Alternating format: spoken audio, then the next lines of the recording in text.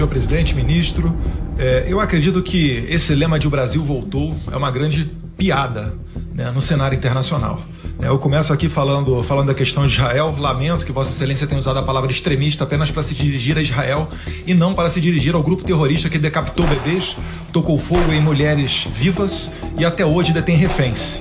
Também lamento, né, o posicionamento do Brasil de ter votado contra, na OMS, a liberação dos reféns. Eu não consigo entender por qual motivo, em uma simples votação, o Brasil não consegue se colocar a favor de reféns, né, que inclusive poderiam ser brasileiros. Como mostra, né, recentemente, o corpo de um brasileiro que foi encontrado em um dos túneis, né, que o grupo terrorista Hamas utilizou para escondê-lo. E nós sabemos que, se quisermos acabar com a hipocrisia e realmente ter uma solução de 2 estados ali naquela região, isso passa pela neutralização e eliminação de grupos terroristas como o Hamas e a Jihad Islâmica. Não vai ser mandando dinheiro. Nós já vimos na história, ministro, Lula mandou dinheiro durante seu segundo mandato. A União Europeia, por diversas vezes, líderes enviam dinheiro para a faixa de Gaza.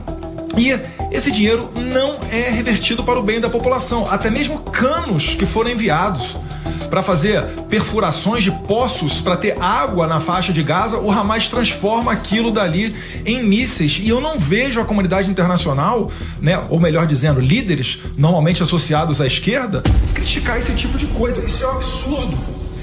O senhor sabia que quando a IDF vai bombardear os locais, né, as bases terroristas em Gaza, ela envia uma mensagem de celular para todos os cidadãos da localidade? E é o Hamas que não permite que as pessoas desçam dos prédios para fugir, porque interessa ao Hamas o número maior de vítimas civis para depois vender essa propaganda que, lamentavelmente, ministro, eu vejo Vossa Excelência aqui repetindo.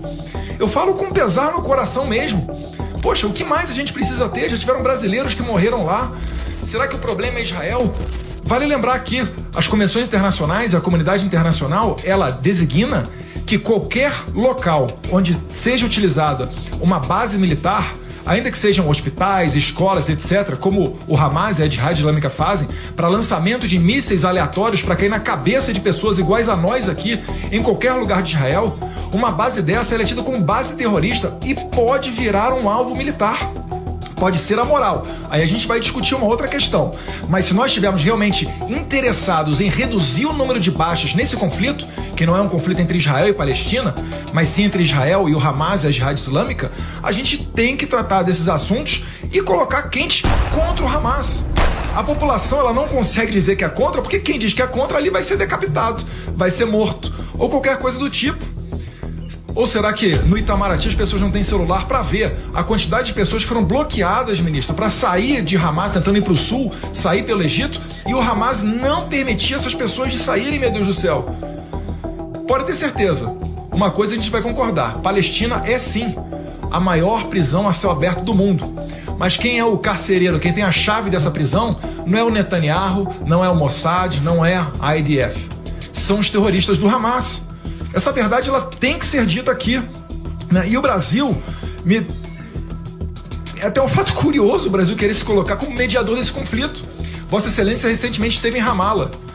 Provavelmente desceu pelo aeroporto de Tel Aviv. Foi até Ramala, na Cisjordânia. Eu não tive notícia de Vossa Excelência se reunindo com qualquer autoridade israelense. Muito pelo contrário, Lula retirou o embaixador brasileiro de lá para mandar um recado diplomático. Olha, meu Deus do céu, quem quer, né, mediar um acordo tem que se colocar como palatável para ambos os lados. Ter uma posição de neutralidade e não uma posição a favor de um dos lados, que, mais do que lamentável, é repugnante que o Brasil tenha adotado o lado do Hamas. Vale lembrar, né, o Hamas, ele parabenizou Lula quando da sua eleição. Isso daí para mim é até motivo de orgulho, né? Eu ficaria certamente entristecido se tivessem parabenizado o Jair Bolsonaro em 2018. Então, eu relembro aqui para finalizar nesse caso da questão de Palestina e Israel, que durante 5 oportunidades, nos últimos 100 anos, Israel já ofereceu um acordo de paz com pedaços generosos, se não maiores territórios para o lado palestino do que para o lado de Israel.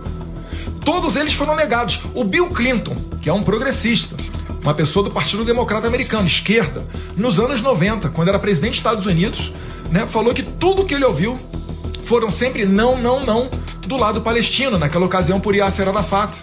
Né? E aí você começa a pensar, por que isso não ocorre? Porque o lado palestino, ele não aceita a existência do Estado de Israel. Israel aceita. Inclusive, Israel tem milhões de árabes vivendo dentro do Estado de Israel, com representatividade no seu Congresso.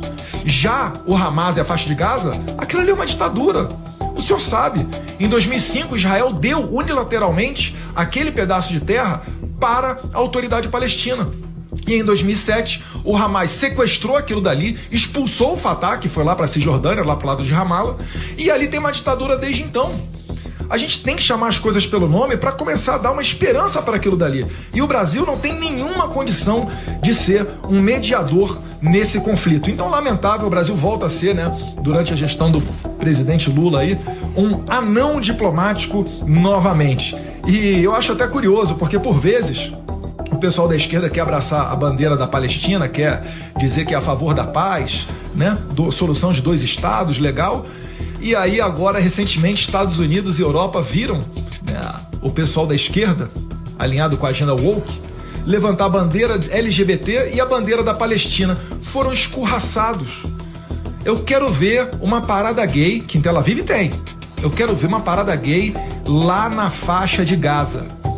Inclusive, eu sou entusiasta aqui do Elon Musk, né? Dá uma passagem voluntária para quem quiser ir, só de ida, para ir expressar a sua manifestação lá naquele país. Vão ser todos, sabe o quê? Decapitados. E aí eu levanto o ponto aqui que Vossa Excelência falou também de proporcionalidade na reação de Israel. Se Israel fosse proporcional na reação, sabe o que deveria ocorrer, ministro? Israel ia ver quantos bebês palestinos ele iria decapitar. Quantas mulheres palestinas os militares israelenses iam tacar fogo. Iam se fazer uma conta proporcional, ver a população da faixa de Gaza, ver a população de Israel, faz uma regra de 3 e vamos ver quantos bebês palestinos Israel vai decapitar. Isso daí pra mim é proporcionalidade. Agora, a partir do momento que a pessoa entra na minha casa, corta a cabeça do meu bebê, estupra minha mulher, taca fogo nela, proporcionalidade, ministro. Pelo amor de Deus, isso não é uma posição de neutralidade, uma posição nobre, é uma posição a favor da barbárie, da selvageria, da tortura. Então eu chamo a atenção para esses fatos, né? Além do que eu falei aqui nos Estados Unidos. Nos Estados Unidos, presidente, é o que o pessoal fala do chickens for KFC. São as galinhas pelo KFC. KFC é aquele fast food de frango frito, né? E ao que parece aí, muita gente está tão deturpada, está tão fora da realidade com essa agenda de ser a favor, não da Palestina, que merece sim ter o seu território, tá? Mas a favor de um grupo terrorista que se esquece que eles assassinam os homossexuais. Então, realmente, quem tem uma agenda LGBT que busca o interesse dos homossexuais não pode ser a favor de um grupo desse, né? Mais adiante aqui, eu gostaria de falar de Venezuela. O Brasil, recentemente, começou a renegociar a sua dívida com a Venezuela. Certamente vai dar uma